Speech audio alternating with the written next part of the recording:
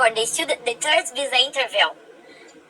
We didn't have like internet or phone like to get like directions and stuff. I was like literally with map that I printed out in a big city that São Paulo is like New York. It's huge.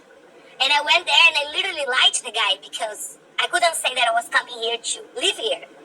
I said, I'm going to Disney. I swear to God, I had no option. No, I love it. Disney. Disney. And then like, okay, he approved my visa and I was like, okay, I have the visa. And I started putting like money together, but the dollar was high and all that I could put was $2,500. And I got my mom to buy me the tickets. A friend of a friend of a friend told me like, oh, you can come and stay with me for a month.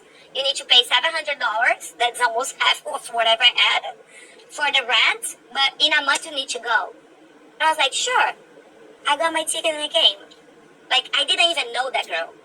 I didn't even know how to say hi in English. Like, can I have a water on the plane, on the airplane? I couldn't ask for water. I was thirsty because I couldn't ask for the water. And when I crossed the board that they asked me like some questions, I was so afraid that the guy would ask me something that I would answer wrong or whatever. And instead of that, I was praying so hard. And the only thing that the guy said to me was like, oh my gosh, you're so pretty. And then I was like, thank you. And like, no, you're really, really pretty. And I was like, thank you. He was like, welcome. He gave me 6 months and I was in. Stop it. I swear to God. It was the only sentence that he told me. I got in, and then I met this girl, blah, blah, blah. I was going to English school, public school, with lots of old people. They were so cute, but they didn't know shit about English. I was like getting bus, like with post-it on my hands, like I need to stop at this place, and blah, blah, blah. Write things in English before, and just showing to the bus driver.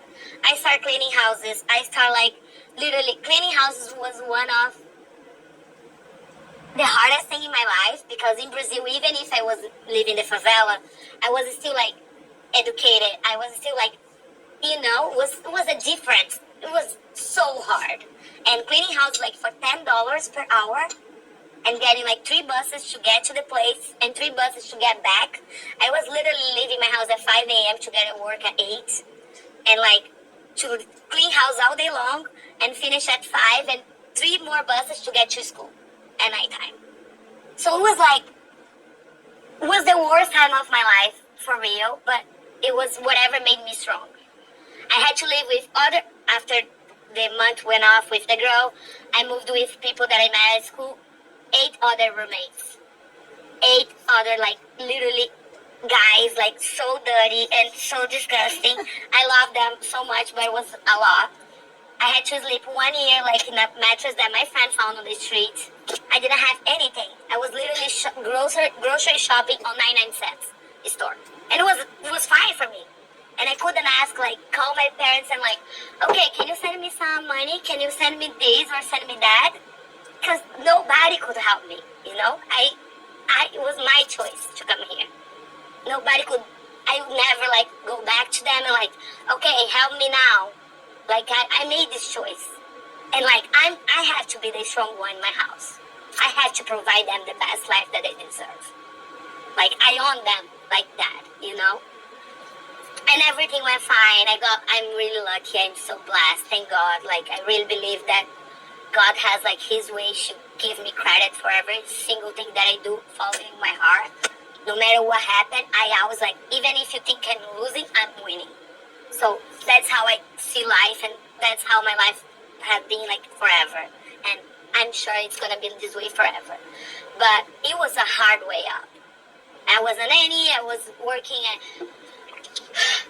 stores and, working at serving, every single thing. So the life that I have now, when you guys see me picky and say, oh, I don't do this or I don't like this, it's because I've been through a lot of shit.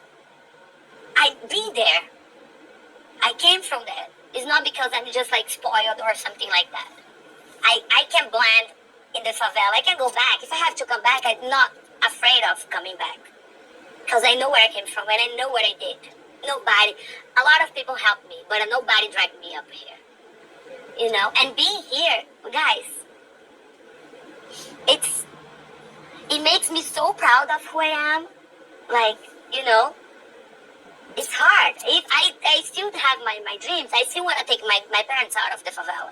I still want to get them a nice house and give them a nice life and show them the world the way that I saw it, that I couldn't show them yet. But it's gonna happen. It's coming. I'm on the way. Yes, you are. And that's my story. Thank you, Andy. And that's what when I say if people out there can relate to me somehow to where I came from and like I can light up a flame in their heart of hope, like that they can do this. Or I know that so many people here in America, this country has like lots of people that don't have papers and don't know what they don't have a way, you know, and getting like working so hard and they literally don't see a way. And if they can relate to my story, they can educate themselves and push themselves. This country literally gives people opportunity. So when we say that's a dream country, it is a dream country. And all of you should be really proud of your country. And all of you should really be grateful that you were born here. That you didn't have to. Everyone has a different story. But you didn't have to drag yourself to learn English, to learn, you know, learn how to be an American. That's it. We can talk shit now. Transition for me. Well, we love you, Andy. We love you. We love you. We're so happy for you. That speaks volumes. I to don't who know what you happened are. after 6 And I months. know a I lot get of your us, real see page. the strong Because he exterior only gave you sometimes. tours Just if you were 6 months. So As to soon see as I got the the job, other they layers ordered come out their H-1B visa. to get